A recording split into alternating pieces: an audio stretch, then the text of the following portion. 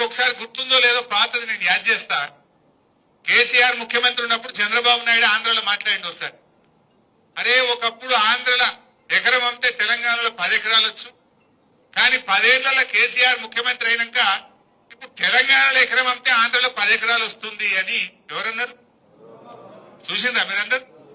ఇప్పుడు రేవంత్ రెడ్డి వచ్చి 2 ఏళ్లు కాలే, సీన్ రివర్స్ అయింది. అయిందాకా లేదా?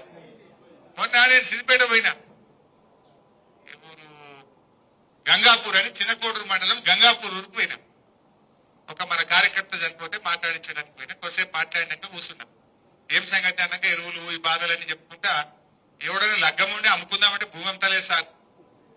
ఏమైతుందంటే 40 లక్షలకి అడుగు తీయలేదు, ఇప్పుడు 20కి ఇస్తామంటే కూడా ఎవడత్తలేడు అన్నాడు. అంటే ఇప్పుడు ఏమైంది? సీన్ రివర్స్ అయింది. ఆడ చంద్రబాబు నాయుడు అయింది, రేవంత్ రెడ్డి అయింది. ఇప్పుడు ఏమైతుంది? ఇప్పుడు మళ్ళా ఆంధ్రలో ఎకరం అమ్మితే తెలంగాణలో 2 ఎకరాలు వస్తుంది.